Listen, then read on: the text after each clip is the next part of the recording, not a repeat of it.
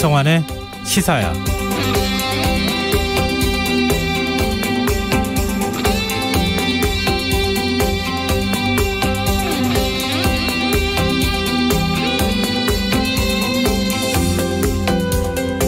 코로나19 신규 확진자 수가 이틀째 700명대를 이어가면서 4차 유행이 본격화할 수 있다는 우려가 계속해서 나오고 있습니다. 방역당국은 아직 대응이 가능한 수준이라는 입장을 보이고 있지만 언제 어디서 감염된 건지 알지 못하는 환자 비율이 30%에 육박하면서 전문가들은 확진자 수가 2배 이상 오르는 이른바 더블링 현상이 나타날 가능성을 배제하기 어렵다고 이야기하는데요. 문제는 어쩌면 코로나19 확산세보다 더 빠르게 우리의 경각심이 풀어지고 있다는 점이 아닐까 싶습니다. 오늘 새벽 서울 강남에서 한밤중에 불법 영업을 하던 유흥주점이 적발되는 일이 있었습니다. 간판도 없이 주차장 구석에 별도의 출입문을 만들어 무허가 영업을 하고 있었는데 80여 명의 사람들이 술을 마시고 있었다고 합니다. 이뿐만이 아닙니다. 전북 지역에서는 확진자들이 불법 도박장을 다녔다는 어처구니 없는 사실이 밝혀지기도 했는데요. 이런 상황 어떻게 봐야 하는 걸까요? 우리는 이미 부산 지역에서 유흥주점에서 시작된 집단 감염이 학교로 번지면서 아이들의 교육 현장까지 위협하는 일을 목격하기도 했는데요. 잠깐의 여흥이 평범한 내 이웃의 일상을 짓밟고 밤낮 없이 헌신하는 의료진의 노력을 물거품으로 만들 수 있다는 걸 잊어서는 안 되겠습니다. 시사평론가 김성환입니다. 더불어민주당 윤호중 비대위원장이 현충원 참배 과정에서 박원순, 오거돈 두 전직시장 성추행 피해자들에게 사과했는데요. 잠시 후 뉴스에서 자세한 소식 살펴보겠습니다. 오늘부터 이틀 동안 세계 기후정상회의가 열리는데요. 지구의 날에 맞춰 열리는 이번 회의에서 세계 각국 정상들이 어떤 메시지를 내놓을지 관심이 쏠리고 있습니다.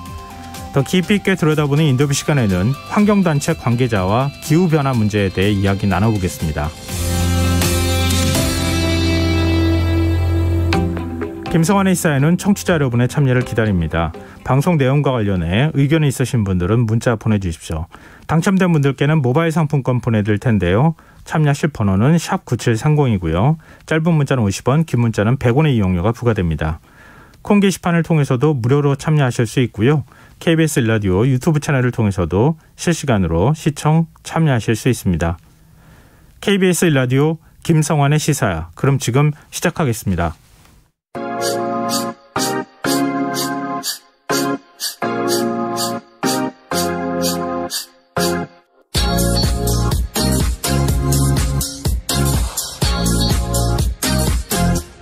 KBS 일라디오 김성환의 시사야.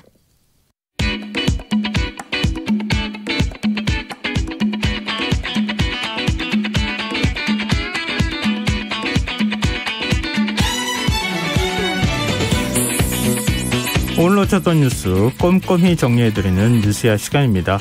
오늘은 곽재훈 프레시안 기자 나와 계십니다. 안녕하세요. 안녕하세요. 네, 이 코로나19 현황 살펴보기 전에 지금 상황이 좀 심상치 않다는 걸 자꾸 느끼게 되는데요.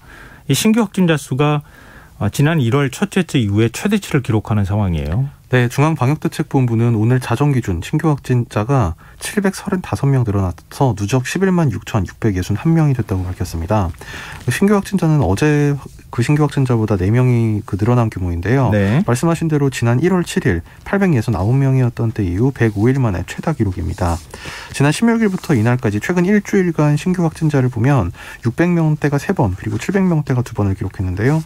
오늘 신규 확진자 감염 경로를 보면 지역 발생이 715명 그리고 해외 유입이 20명이었고 이 지역별로는 서울이 229명 그리고 경기 217명 인천 11명 등 수도권이 총 457명이었습니다. 비수도권은 경남이 58명 상당히 많았고요.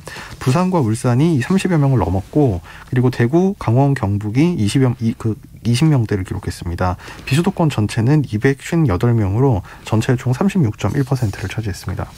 감염 경로가 확인되지 않는 환자 비율이 30% 최고치에 육박하고 있어요. 네, 이건 역시 최고치를 기록했는데요. 오늘 방대본에 따르면 이달 9일부터 이날까지 최근 2주간 방역당국에 신고된 이 코로나19 신규 확진자 9,069명 가운데 감염 경로를 조사 중인 사례가 2,629명, 그러니까 전체 확진자의 29.0%에 달했습니다. 이것은 지난해 4월 집계를 시작한 이후의 최고 수치인데요. 최근에 확진된 3명 중에 1명은 이제 언제 어떤 경로로 감염됐는지 모르는 셈입니다. 이 감염 경로 불명 사례 비율은 지난 13일 28.6%까지 높아졌다가 다소 하락했는데 다시 8해 만에 최고치가 경신됐습니다. 오늘도 직업전문학교, 교회, 음식점 등등에서 일상 곳곳에서 신규 감염 사례가 계속됐어요. 네, 오늘 방대본에 따르면 이 전국 곳곳에서 신규 집단 감염 사례가 확인이 됐는데요. 먼저 서울 강남구의 직장, 그리고 경기 광주시 직업전문학교 사례에서 지난 19일 이후 직장 관련 8명, 직업전문학교 관련 10명 등 총 18명이 확진 판정을 받았습니다. 또 서울 서초구의 직장, 지인 여행 모임과 관련해서도 현재까지 총 27명의 확진자가 나왔습니다. 경기 부천시의 한 교회에서는 지난 18일 첫 확진자가 나온 이후에 10명이 추가돼서 현재까지 교인 11명이 확진됐고요. 안산시 소재의 대학교에서도 학생과 지인 15명이 확진 판정을 받았습니다. 또 서울 동대문구 음식점, 성남 분당구 노래방 관련 등 기존의 집단 감염 사례 규모도 커지고 있습니다. 오늘 오후 9시 잠정직기치 나왔죠. 네, 좀 상당히 심각한 상황인데요. 어제 자정부터 다시 자정까지 24시간 동안, 그러니까 오늘치 신규 확진자가 735명이라고 아까 전해드렸지 않습니까? 네. 오늘은 자정부터 오후 9시까지가 이미 이걸 넘어섰습니다. 그러니까 방역 당국에 따르면 오늘 자정부터 오후 9시까지가 737명. 그러니까 오늘 전체보다 2명이 많은 거고요. 예. 어제 같은 시간과 이제 비교하면 87명이나 증가했습니다. 지금 17개 시도 전체에서 확진자가 빠지지 않고 나온 상황이고 수도권이 505명, 그리고 비수도권이 232명입니다. 그래서 내일 확진자 수가 800명을 넘어설 것이다, 이런 전망까지 나오고 있습니다. 앞서 저희가 지난 1월 이후 최대치를 기록했다 이렇게 말씀드렸는데 지금 그 기록이 계속 깨져가고 있는 상황 아닐까, 그런 생각이 들어서 정말 우려스럽네요. 이러다가 전문가들이 지금 경고하고 있는 더블링 현상이 나타날 가능성도 있겠다 생각이 드는데요. 정치권에서 연일 코로나19 백신 수급 문제가 지금 쟁점화되고 있는데 정부가 우려를 좀 표명을 했어요. 이게 어떤 이유 때문입니까? 네, 정부 중앙사고수습본부의 손영래 사회전략반장은 현재 백신 수급 논쟁이 합리적이지 않고 소모적인 양상을 보이고 있다고 주장하면서 이런 논쟁은 생산적이지 않고 예방접종과 방역에 크게 도움이 안 된다고 주장했습니다. 손 반장은 정부가 계획대로 백신을 수급할 수 없을 것이라는 비판이 제기되고 정부는 수급하겠다는 입장을 밝히는 부분이 맞서는 양상이라면서 현 상황이 아니고 미래의 가능성을 두고 서로 다른 예측을 제기하며 발생할지 말지 모르는 미래 문제에 대한 책임 공방이 가열되고 있다고 현 상황을 진단을 했습니다. 손 반장은 현재까지 제약사가 계약을 위반해 공급을 지연한 사례가 발생하지 않았다, 이렇게 지적을 하면서 수급에 대해 가능성, 예측을 갖고 논쟁하기보다는 2개월 뒤에 단기 목표가 달성되는지 보는 것이 더 생산적일 것이라고 제안했습니다. 지금 식약처가 외교부에 러시아 백신이죠, 스푸트니크 V 안전성 확인을 요청했다면서요? 네, 식약처가 외교부에 이 러시아가 개발한 코로나19 백신 스푸트니크 관련 이 안전성 정보를 수집해달라고 요청했다고 오늘 밝혔습니다. 외교부도 오늘 식약처로부터 관련 공문 접수 사실을 확인하면서 필요한 조치를 했다고 밝혔는데요. 식약처는 외교부에 이 해당 백신을 접종하는 국가에서 혹시 혈전 발생 등 이상 반응 관련 이제 정보 수집을 요청하는 내용의 공문을 보냈습니다. 이 대상 국가는 백신을 접종하는 러시아 등 12개국이고요. 이 공문 발송에 대해서 코로나19 백신 관련 해외 자료 등을 수집하기 위한 차원이라고 설명했습니다. 유럽의약품청에서 스푸트니크 V 검사를 좀 하고 있다, 이런 소식까지 전해지고 있으니까 조만간 유럽이나 아니면 미국 쪽이든 다른 나라에서 지금 어느 정도 검증이 된 내용들이 나오지 않을까, 이런 생각도 드네요. 근데 어제 이 시간에 유럽의약품청에서 존슨앤존슨이 개발한 얀센 백신을 계속해서 접종하도록 권고했다는 소식 전해드린 바가 있는데, 우리 방역당국이 얀센 백신 도입을 예정대로 진행한다, 이런 입장을 밝혔죠. 네, 말씀대로 어제 유럽의약품청이 이제 부작용 위험보다 백신 접종 이익이 더 크다, 이렇게 결정하면서 현지 시간 21일 독일, 네덜란드, 프랑스, 이탈리아 등이 이 접종 또는 이제 접종을 위한 조치를 재개를 했는데요. 우리 정부의 이제 예방접종 대응 추진단 백영택 상황총괄반장은 오늘 브리핑에서 그 유럽의약품청에 지난 20일 얀센 평가 결과를 거론하면서 유럽 국가는 얀센 백신 접종을 진행하기로 했고 제조사 측도 각 국가에 대한 물량 공급을 재개한다고 밝혔다면서 우리나라도 예정된 물량 도입을 준비 중이라고 설명했습니다. 정부가 지금 제약사와의 직접 계약을 통해서 확보한 얀센 백신은 600만 회분에 해당합니다. 백신을 접종한 뒤에 사지마비 등의 증상을 보여서 지금 병원 치료를 받고 있는 간호조무사, 정부가 기존 복지제도와 연계하는 방식으로 의료비를 지원하겠다고 밝혔어요. 네, 이 백신 접종 후에 지금 사지마비 등 증상을 보여 입원한 40대 이 간호조무사의 사례인데요. 예방접종 대응 추진단은 예방접종 후 피해보상 심사에 시일이 소요되는 점을 감안해 해당 사례에 대해서 1차적으로 기존 복지제도를 우선 연계할 계획이라고 밝혔습니다. 추진단은 특히 긴급복지지원제도나 재난적 의료비제도 등 현행 복지사업을 연계해서 환자의 경제적 부담을 덜어주는 등 보상 사각지대가 발생하지 않도록 관리해 나가겠다고 강조했습니다. 그리고 중국 상하이에서 백신을 맞은 한국 교민이 숨진 채 발견이 됐다, 이런 소식이 지금 전해졌는데 지금 현재 백신 접종과의 연관성을 확인 중이라고요. 네, 이게 인과관계는 아니고 이제 아직까지는 선후관계인 건데요. 네. 중국 상하이에서 그러니까 3일 전에 이 중국산 그 코로나19 백신을 맞은 40대 한국 교민이 자택에서 갑자기 숨져서 지금 그 사망 경위 등을 조사하고 있습니다. 이 상하이 교민사회와 상하이 주재 한국 총영사관 등에 따르면 오늘 오전 한국 교민인 40대 여성 A씨가 자택 침실에서 숨져 있는 것을 가족이 발견했는데요. 이 A씨는 지난 19일 상하이의 외국인 전용 접종소인 퉁란병원에서 코로나19 예방 백신을 맞았습니다. 이 특별한 기저질환 없이 건강한 편이었는데 접종 후에 메스꺼움 등 증세로 불편을 겪던 것으로 전해졌는데요. 이 고인의 사망이 백신 접종과 직접 관련된 것인지는 아직 규명되지 않았습니다. 하지만 이제 이 숨진 A씨에게 원래는 기저질환 같은 건 없었고 또 백신 접종 후에 메스꺼움 등을 호소했다. 지금 이런 점에서 이 중국 체류 중에 이 중국에서 백신을 맞으려던 교민들이 불안감을 느끼고 있는 상황인데요. 상하이 총영사관 관계자는 공안에서 현장 조사를 진행했고 외견상 타살 혐의가 없기에 고인 혈액을 채취해간 것으로 안다면서 백신과 인과관계가 있는지는 지금 단계에서 알 수 없지만 가족들은 연관이 있는 것 같다고 말하고 있다, 이렇게 전했습니다. 지금 앞서 오늘 오후 9시 잠정 직계치 말씀드리기도 했는데 내일은 아마 800명대가 나올 가능성이 있다, 이런 소식까지 전해드리지 않았습니까? 네. 근데 이 정도면은 지금 사회적 거리두기 단계 올려야 되는 것 아니냐, 이런 여론도 또 일부 전문가들이 그렇게 얘기를 하고 있는 상황인데 정부는 어떻게 얘기하고 있습니까? 네, 정부는 지금 사회적 거리두기 단계 격상보다는 그보다 좀 더 실효성 있는 방역 조치를 마련해 대응한다, 이런 기조를 밝히고 있는데요. 중앙사고수습본부 손영래 사회전략반장은 거리두기 단계를 격상하지 않는 이유에 대해서 현재 확진자 증가 양상이 점진적 상황이라 방역을 실효성 있게 강화하면 정책 국면으로 만들 수 있지 않을까 생각한다, 이런 전망을 밝혔습니다.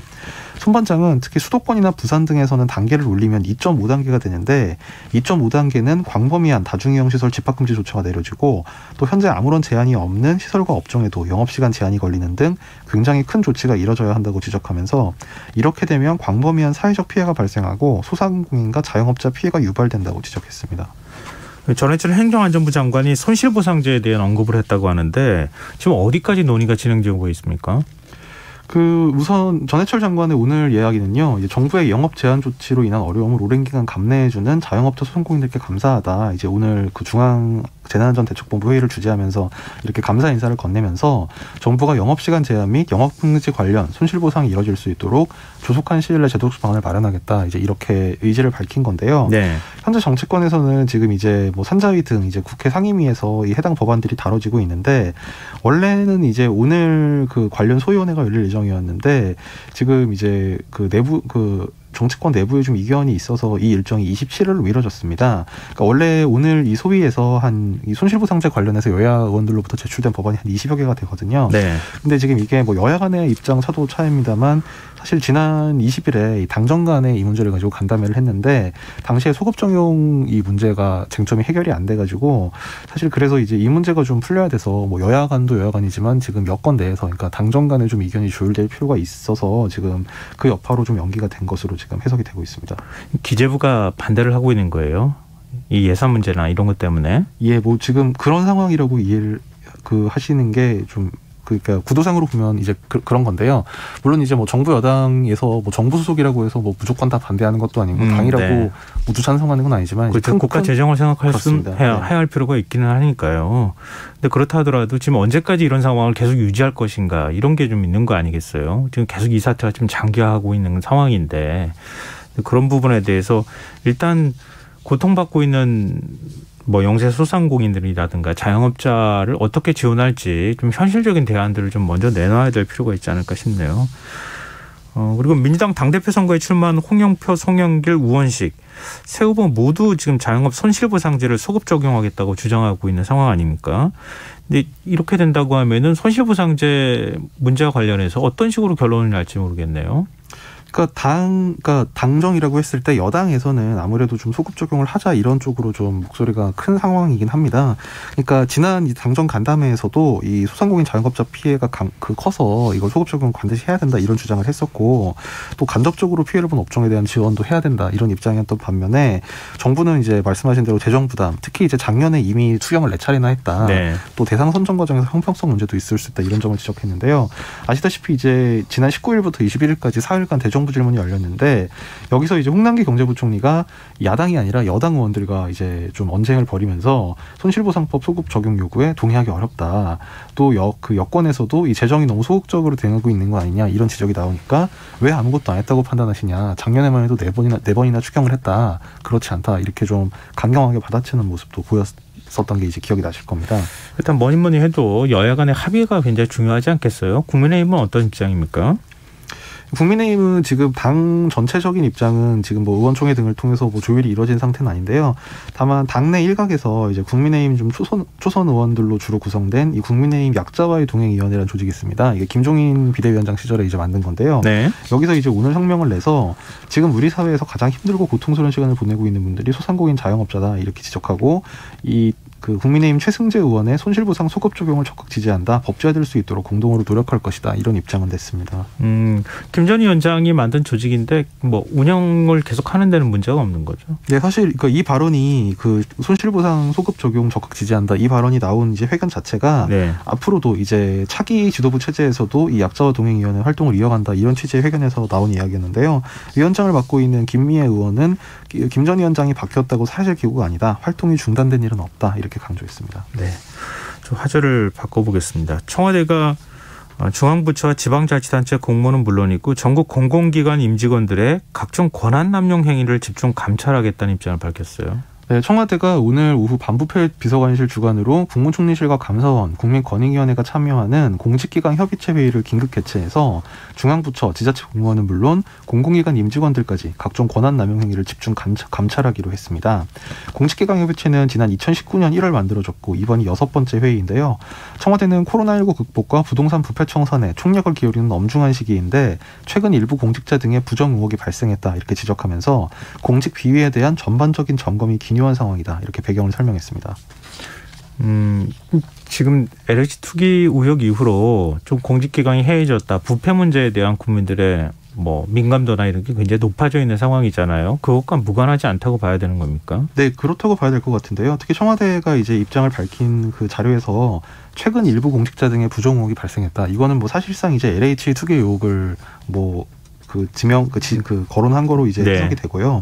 특히 이제 최근에 문재인 대통령이 지난 19일 이제 수보회의에서 수석보좌관 회의에서 정부의 임기 마지막 날까지 흔들림 없이 이 국민과 역사가 부여한 책무를 다하자 이렇게 다짐하면서 공직기강을 철저히 확립하고 낮은 자세로 국민 목소리에 귀 기울여야 한다. 마지막까지 부패하지 않아야 한다. 이렇게 지적을 한 바가 있는데 네. 이제 임기 말로 접어들면서 공직사회 기강을 다잡기 위한 조치 그리고 이제 4.7 재보선 패배 원인 중에 하나가 이제 그 LH 사건에 대한 민심의 분노 여기에 대한 어떤 대응책 좀 이런 점을 같이 고려한 조치인 것 같습니다. 네, 알겠습니다. 지금 여러분께서는 KBS 일라디오 김성환의 시사야와 함께하고 계십니다. 계속해서 뉴스야 이어가겠습니다.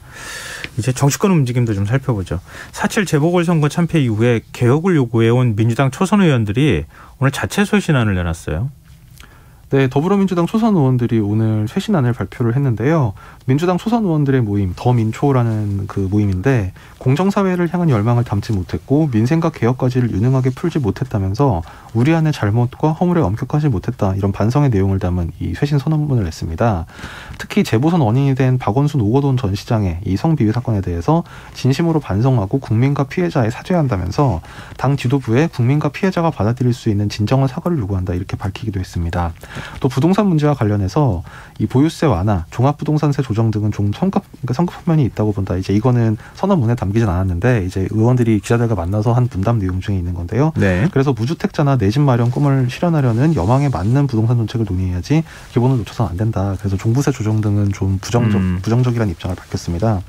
다만 이 초선 의원들의 이 오늘 입장문에서 뭐 반성과 쇄신을 당부하려는 목적임에도 뭐 조국 사태 그리고 검찰 개혁 등 민감한 내용은 이제 포함이 되지 않아서 좀 초선 내부에서도 이견이 분분한 내용 등은 이제 덜어내고 좀 이제 그 의견이 합치된 부분만 네. 이제 발표한 것으로 이제 보이는데요. 고영인 의원은 그 조국 문제는 2030 의원들이 의견을 표출한 바 있고 전반적 반성과 평가 속에 의견을 달리하면서 표현한 분들은 한 것인데 짧은 시간 안에 의견을 하나로 모으기 어려웠다. 이 내용이 빠진 배경에 대해서 이렇게 설명했습니다. 또 성추행 피해자에 대해 당 지도부의 진정성 있는 사과를 요구한다고 밝히면서도 이 재보선에 후보를 내기 위해서 이 당원 당규를 고친 것 이것을 다시 원래로 원상복귀시키는 부분도 언급이 되지 않았습니다.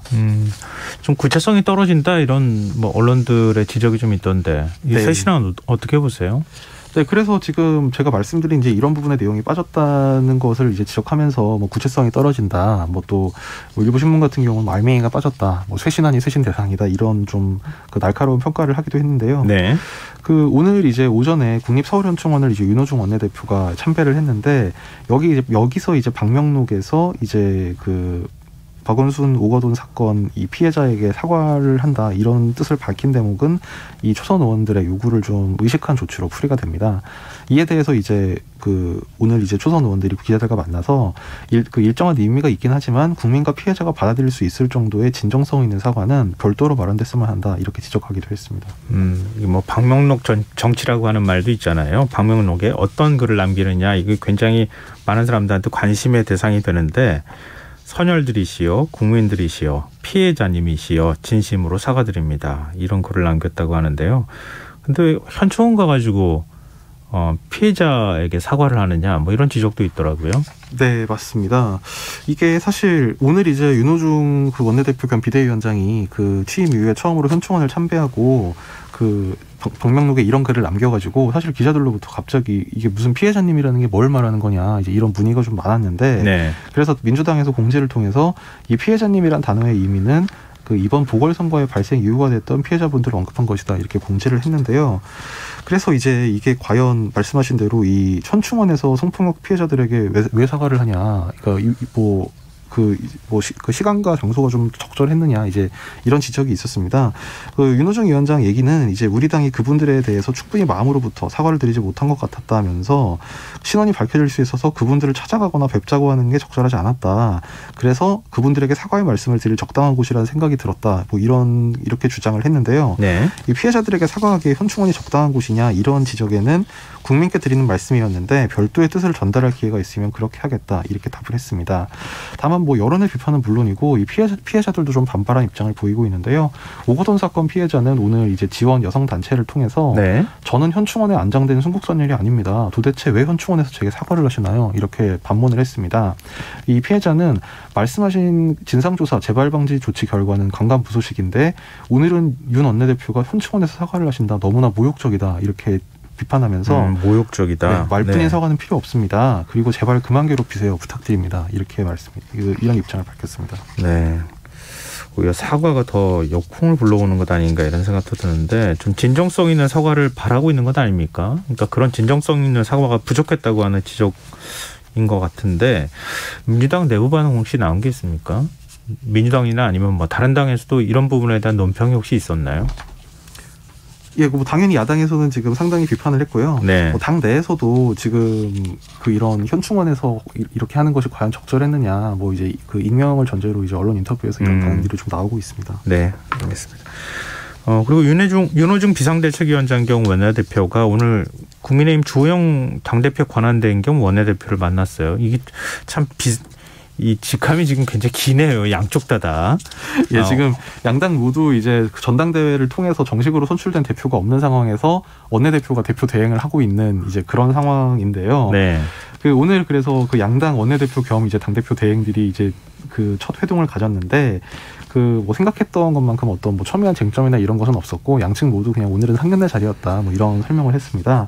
먼저 윤호중 위원장이 이 재보선 결과를 받아들인다. 국민 명령은 민생이라고 생각하고 있다면서 작년에 우리가 K방역을 통해 방역 선진국에 올랐다면 올해는 여야가 협력해서 면역 선진국을 만드는데 국회가 역할을 했으면 좋겠다. 이렇게 인사를 하고 네. 또 지난해 폭넓게 여당을 포용해 주신 데 대해 감사드린다. 이렇게 얘기를 하면서 계속 당을 지도해서 여야 관계가 원만하게 협력 속에 이루어지도록 노력해주면 어떨까. 이렇게 마치 이제 주호영 원내대표가 차기 그 전당대회에 좀 출마하는 거를 좀 그 권장하는 것 같은 이런 덕담도 건네서 눈길을 끌었습니다.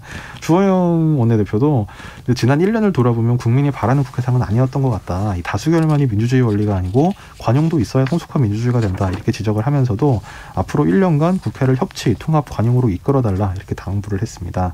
뭐 혹시 기자들이 이 지금 현안 관련해서 뭐 원구성 재협상이라든가 뭐 법사위원장 문제 이런 대화는 혹시 없었느냐, 뭐 사면 관련 논의는 없었냐 이런 거 물어봤는데 양측 모두 그런 대화는 없었다고 설명을 했습니다.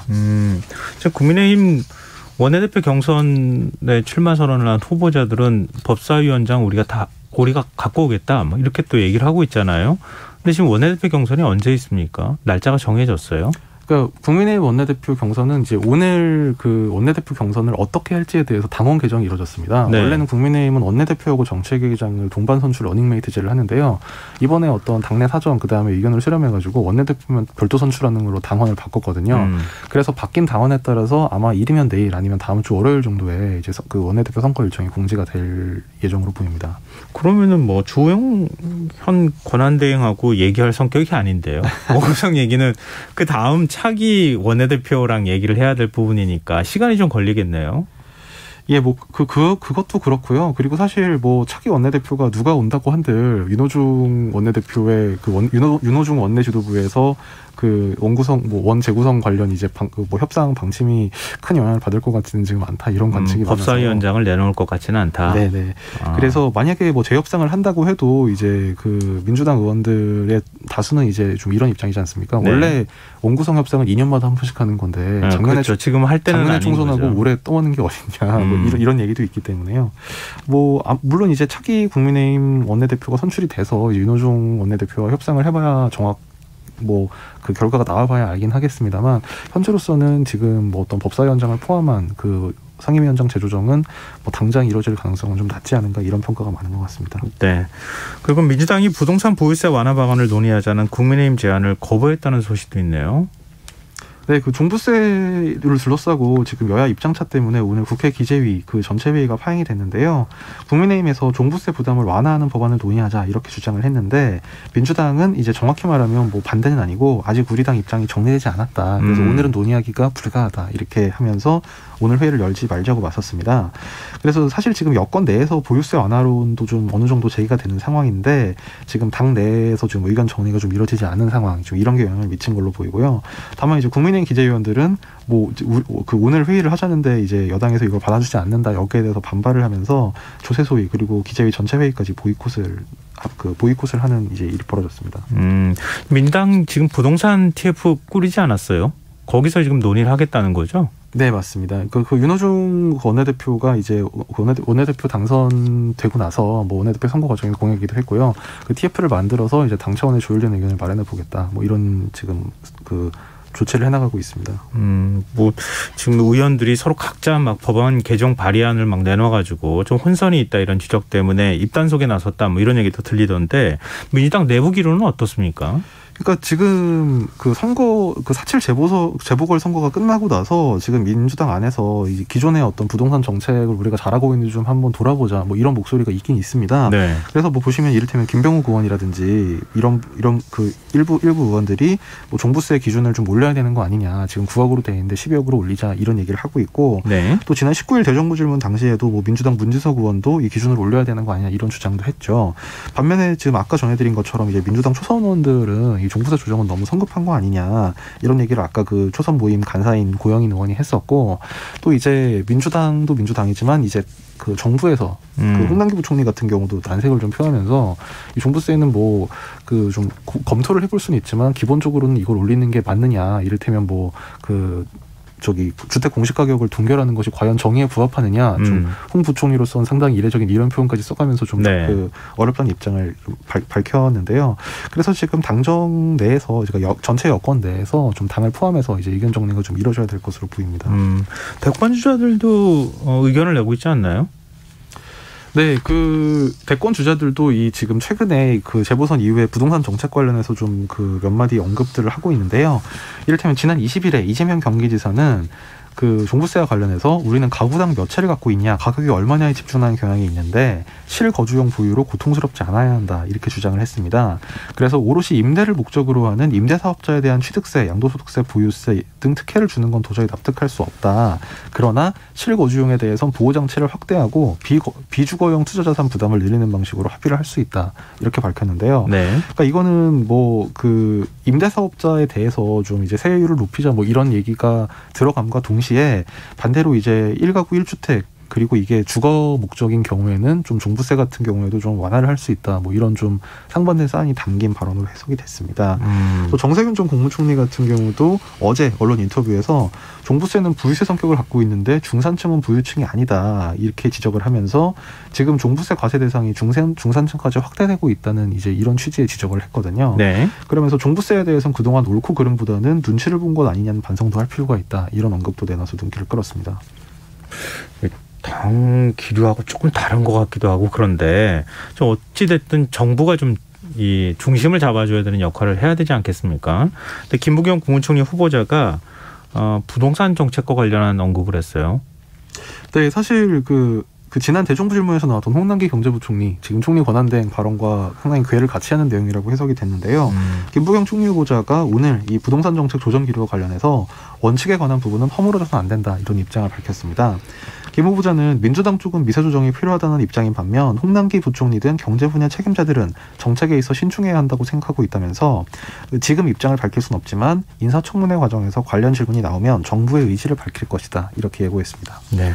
근데 정의당은 민주당과 국민의힘은 양쪽을 다 비판하고 나섰다고요? 네, 그 오늘 이제 그 청와대 이철희 신임 정무수석이 이제 정의당 여영국 대표를 찾아가서 면담을 한 자리가 있었는데요. 네. 이 자리에서 여영국 대표가 좀 작심하고 이제 비판을 했습니다.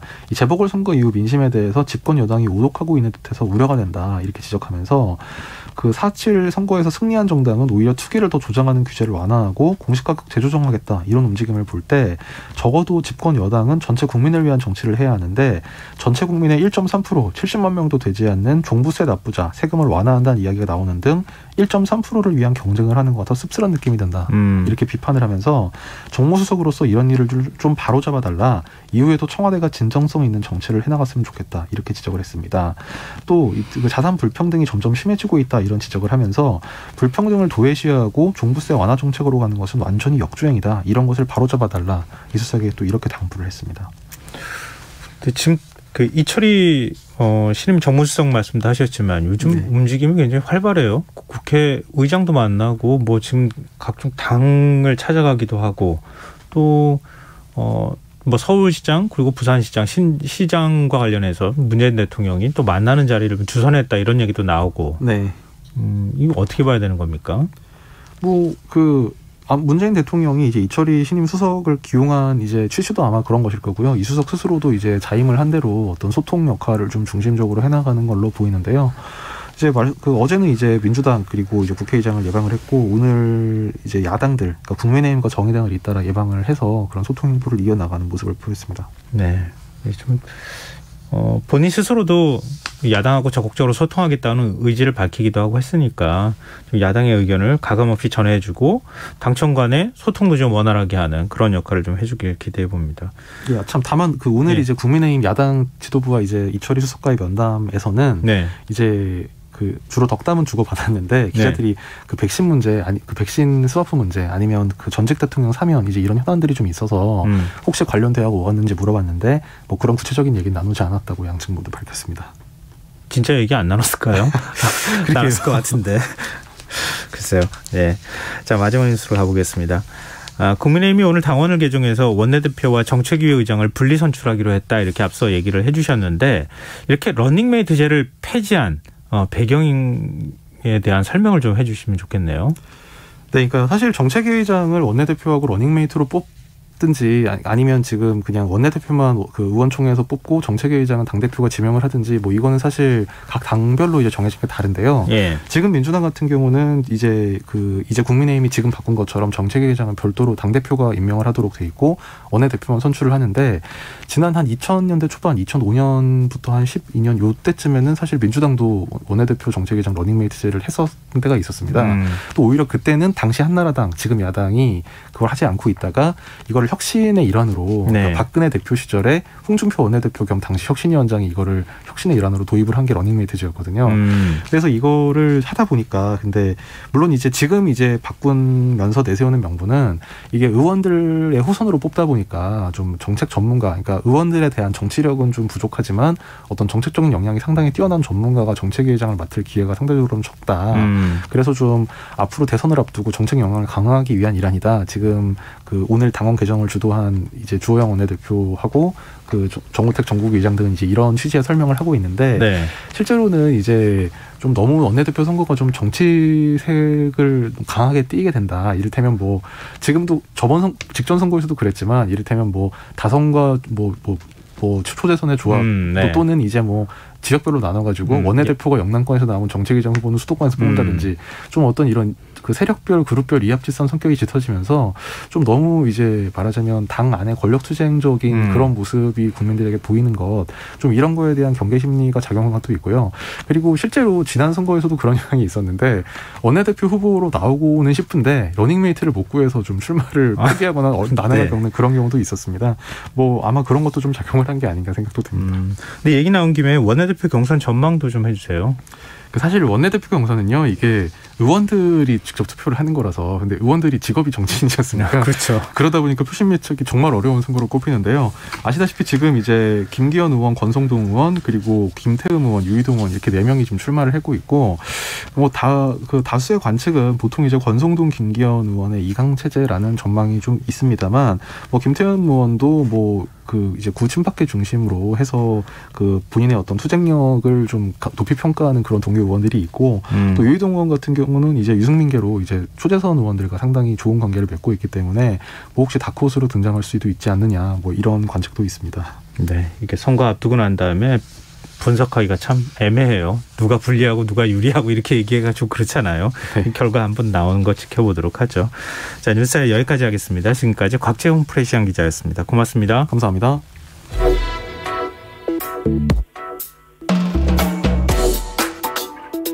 더 나은 내일을 준비하는 시간. KBS 1라디오 김성환의 시사야. 오늘은 지구환경오염 문제의 심각성을 알리기 위해 제정한 지구의 날인데요. 문재인 대통령은 지구의 날을 맞아서 화상으로 개최해야 하는 기후정상회의에 바이든 대통령의 초청을 받아 참석했다고 합니다. 이 40개국이 참여한 이번 회의에서 각국 정상들이 기후위기와 관련해 어떤 메시지를 내놓을지 전 세계의 관심이 집중되고 있는 상황입니다. 그린피스 기후에너지 김지석 전문위원 연결해서 기후정상회의와 기후변화 문제, 기후위기 문제에 대해 좀 더 자세한 얘기 나눠보겠습니다. 전문위원님 안녕하십니까? 네, 안녕하세요. 네, 이번 회의는 트럼프 대통령 집권 당시에 파리 기후협약을 탈퇴했었잖아요, 미국이. 근데 네, 그렇죠. 바이든 대통령 취임 이후에 다시 그걸 복귀를 한 뒤에 첫 회의라고 하는 점에서 좀 의미가 있을 것 같은데요. 일단 이번 기후정상회의 의미 어떻게 보고 계십니까?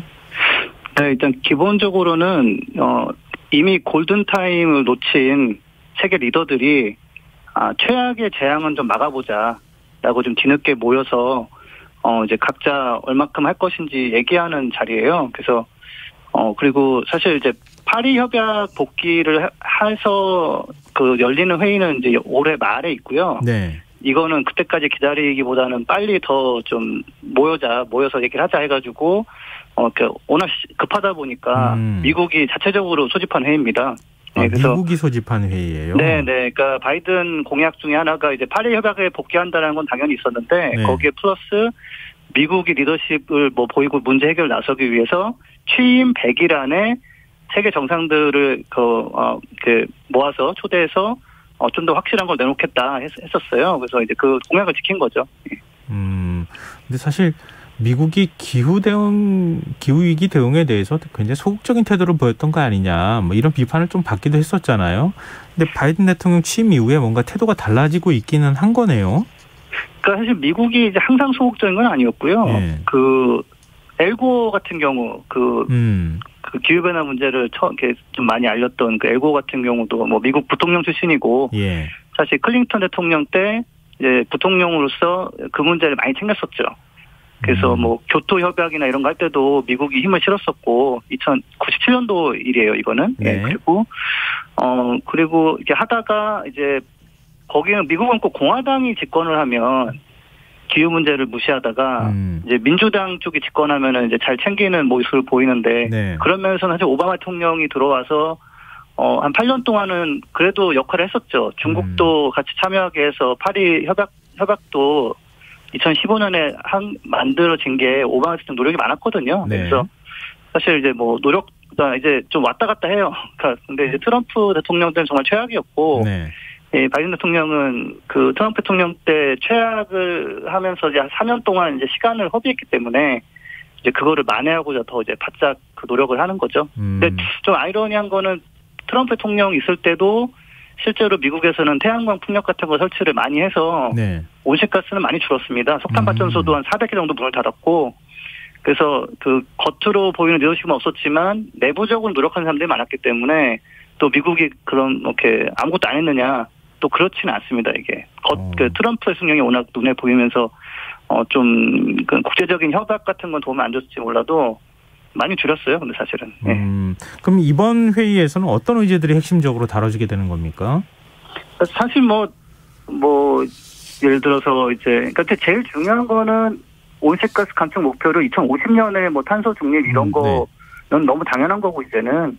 근데 이제 그런 거 있잖아요. 뭐 이렇게 대학교로 좋은 데 가야겠다 그러면은 일찌감치 공부를 좀 많이 해야 되는 것처럼, 예.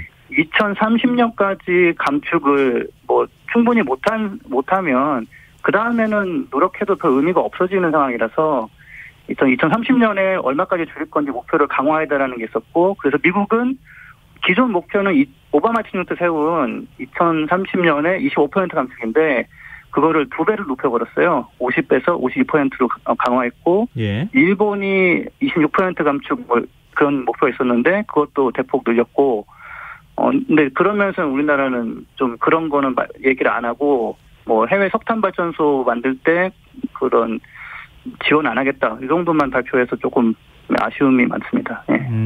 지금 뭐 말씀하신 것처럼 바이든 대통령이 온실가스를 2030년까지 절반으로 감축하겠다, 이렇게 얘기를 했다고 하는데, 문재인 대통령도 우리 정부의 목표를 추가적으로 높이겠다, 연내 유엔에 그 목표치를 제시하겠다, 이렇게 얘기를 했다고 지금 알려지고 있는 상황인데요. 지금 우리나라는 그러면 대략 어느 정도가 되는 겁니까? 그 목표치라는 게. 그러니까 지금 보면 우리가 그러니까 나름 노력한 곳이 있고 하지만 이제 사실은 크게 노력을 별로 못했어요. 그래서 온실가스는 계속 늘었고요. 예. 그러다 보니까 지금 유엔에서 이제 집계해본 결과 2030년까지 현재 수준에서 한 절반 정도로 줄여야 그 최악의 시나리오를 피할 수 있다라는 그게 나왔거든요, 보고서가. 네. 그러니까 지금 기준은 2030년까지 현재 기준 정도에서 한 절반을 줄여야 되는 거예요.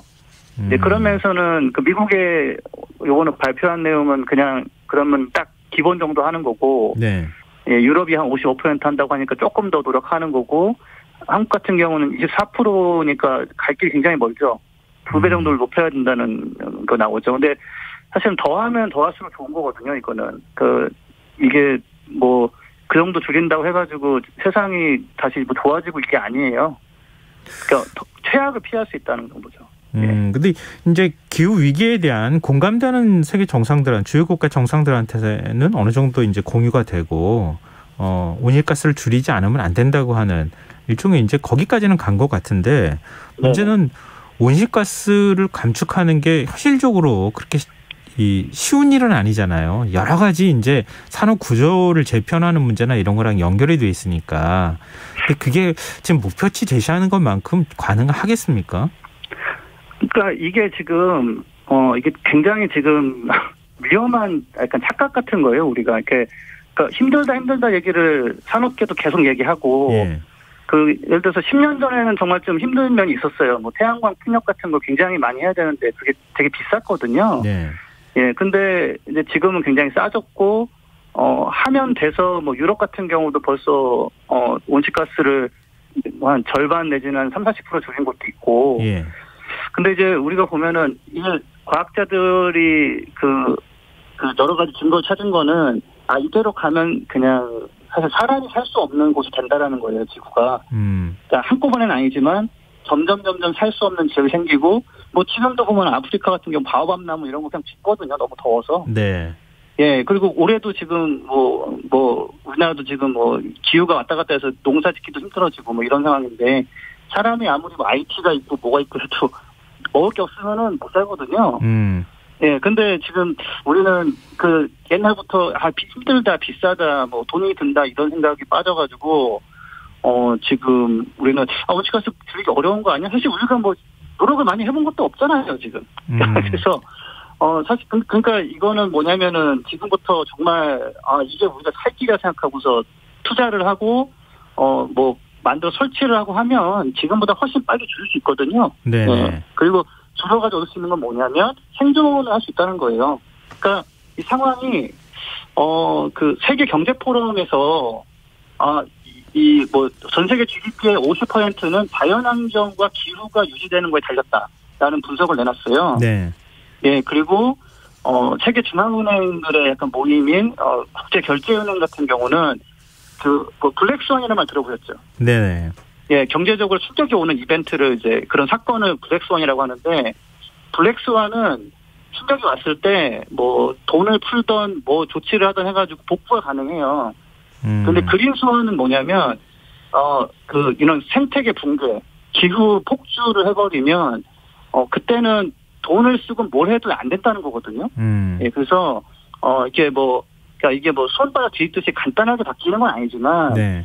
뭐 태양광이나 풍력 내지는 전기차 같은 거를 이제 정말 사회의 그런 전력을 모아가지고 생산하고 보급하고 이런 식으로 하면 특히 여기서 일자리도 굉장히 많이 나오거든요. 네네. 네. 예. 그래서 그렇게 하면 되는데 우리가 자꾸 비싸다던데 어렵다던데라고 얘기하면서 이건 어떻게 보면 암 환자가 의사가 이런 처방 받으시고 이런 이렇게 건강 관리 하시면은 나아질 수 있어요 하는데. 그거 되게 힘든데, 그거 너무 돈 많이 들지 않아요? 하면서 하는, 사실 정말, 엄청나게 위험한 그런, 잘못된 인식이 지금 너무 많아요, 우리나라에는. 우리나라가 전 세계에서 온실가스 배출량이 어느 정도 되는 나라예요? 전 세계 이거 통계마다 조금씩 다른데, 네. 한 7위에서 12? 그러니까 1인당은 한 4위 정도. 네, 굉장히 많이 배출하는 국가군요. 네, 게다가 지금 경제 규모도 이번에 코로나 그런 사태 겪으면서 전 세계 10위권 국가가 됐단 말이에요. 네. 네, 그러니까 이렇게 잘 살고 능력 있고 열심히 일하는 나라인데 자꾸 이제 온실가스 줄이는 거는 비용이 많이 들고 뭐 손해 아니냐라는 인식이 너무 강해가지고 그래서 오늘 같은 경우도 일본도 뭐 우리나라랑 경제구조 비슷하지 않습니까? 나름대로. 예, 근데 46% 줄인다고 발표를 하고, 미국도 50에서 52% 한다는데, 이게 25% 있던 목표를 50%를 가져간다는 게 만만한 일이 아니에요. 네네. 네, 근데 이거 안 하면은 지금 뭐 정말 인류 멸망까지 가는 상황이기 때문에, 하는 거라서, 심지어는 뭐 IMF, 세계 국제 통화기금 같은 경우도, 원래는 거기는 무역 활성화하고 뭐 경제 개발하고 이렇게 하는 곳인데, 재작년에 보고서를 내서 탄소세를 세게 이렇게 좀 도입해서 탄소를 감추고 유도를 해라. 안 그러고는 이 경제가 도저히 유지가 안 된다라고 처방을 내릴 정도거든요, 이게. 네. 근데 그러니까 왜 제가 이 말씀을 여쭤보느냐면요. 네네네. 뭐 탄소 중립 선언하기도 했잖아요, 문재인 대통령이. 근데 선언만 해도 뭐 달라진 거 없습니다. 탄소 배출량을 점점 줄여가야 되는 상황인데 정작 국내 기업들의 탄소 배출량은 지난 3년 동안 오히려 늘어났다는 얘기예요. 그럼 정부가 구체적으로 어떤 거를 해야 되느냐는 거죠. 네, 그러니까 이제 에너지 예를 들어 우리나라는 한전만 지금처럼 안 했으면 훨씬 좋아요. 한전이 기후변화 문제 많다고 해서 석탄 발전소 안 만들 때 한전은 뭐 한국에다가 벌써 10개 정도 더 추가해줬고 지금도 만들고 있거든요. 네. 예, 그건 뭐 삼성 중공업도 만들고 있고 삼척에다. 이런 건 지금 하면 안 되는 거예요. 유엔 사무총회 같은 경우도 OECD 회원국은 2030년까지는 기존에 있는 거 다 포함해서 석탄 발전소를 중단하지 않으면 이게 해결이 안 된다라고 얘기를 했어요. 근데 그것도 이렇게 가볍게 얘기한 게 아니거든요. 굉장히 오랫동안 지켜보다가 도저히 안 되겠어서 얘기를 하는 거예요. 근데 우리나라는 그걸 새로 짓고 있어요. 30년 동안 쓸 거를 막 새로 짓고 있어요. 그러니까 이제 그런 거 이제 멈춰야 되는 거고, 다른 여러 가지 뭐 해결책이라고 나왔던 것들 중에서 태양광하고 풍력이 가장 효과도 좋고 값도 많이 싸졌고 더 싸질 수 있고, 네, 그런 거라서 그거를 정말 그러니까 이거를 무슨 환경 보호라 생각하시면 안 되고요. 뭐 지구 방위 내지는 뭐 우리 뭐 그러니까 국토 방위 차원에서 좀 보기가 마음에 안 들지만 좀 계속 설치를 해가지고 대체를 해나가야 되는 상황입니다. 그러니까 자동차도 영국이 자동차를 만드는 나라임에도 불구하고 2030년부터는 휘발유차, 디젤차, 뭐 하이브리드차 포함해서 판매 금지를 결정했거든요, 작년에. 네. 그러니까 그게 고통이 따라요. 그러니까 근데 이제 동시에 그것만 그만두는 게 아니라 그러면 새로운 걸 만들자는 거기 때문에 이제 그쪽에서는 사실은 엄청난 투자 기회와 뭐 고용 창출이 되기 때문에 그러니까 우리도 자꾸 이렇게 돈 드는데 저 안 하면 안 되나? 자꾸 그런 인식이 많은데 그렇게 했다가는 우리나라 고립됩니다. 진짜. 유럽 나라 경우에는 탄소 국경 조정 제도를 도입한다 이렇게 알고 있는데요. 우리 수출로 먹고 사는 나라기 때문에 이런 제도가 도입되면 우리나라에 어떤 영향을 미칩니까? 그러니까 지금 철강 같은 경우 수출하는데 철강은 1톤 만드는데 온실가스 2톤 나오거든요. 거의 2.8톤. 그러니까 거기에 이제 탄소 국경세를 붙이면 뭐 가격 경쟁력에서 밀리는 거죠. 딴 데는 탄소를 감축하는데 예를 들어 일본 같은 경우는 근데 뭐 우리나라는 우리 힘들어요 이러면서 안 해버리면 배를 이제 물건을 팔려고 하는데 가격이 이제 안 되는 거죠. 왜냐하면 싸게 만들었다고 하는데 국경세를 붙여버리는 순간 이게 더 비싼 게 돼버리면 안 팔리는 거죠. 뭐. 그리고 우리나라가 국산화에 성공한 석탄발전소 뭐 터빈 이런 거 있어요. 두산공업하고 뭐 산자부가 지원하고 그거 지금 국제적으로 이제 못 만드는 시설 돼버리잖아요. 우리나라 경제에 직접적인 타격이 올 수밖에 없는 것이다. 그럼요. 여기다 플러스 이제 반도체 같은 경우도 이제 전기를 못 썼냐고 물어봐요 이제는. 그 전기가 석탄발전소에서 썼다고 그러면 이제 그럼 우리 곤란한데라고 이렇게 나오기 때문에. 그러니까 우리가 뭐 환경을 위해서 뭐 지구의 날이니까 이러면 하는 게 아니라 우리가 잘 살기 위해서.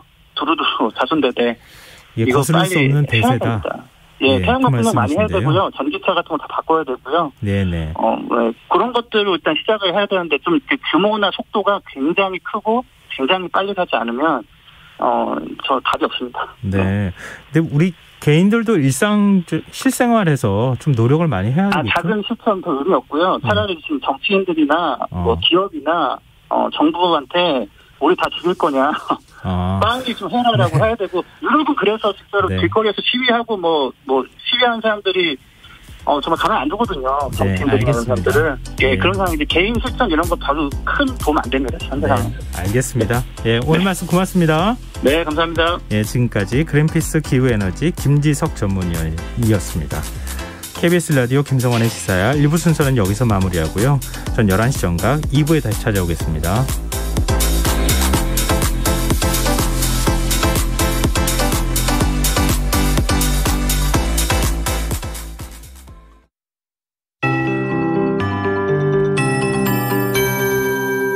KBS 58분 날씨.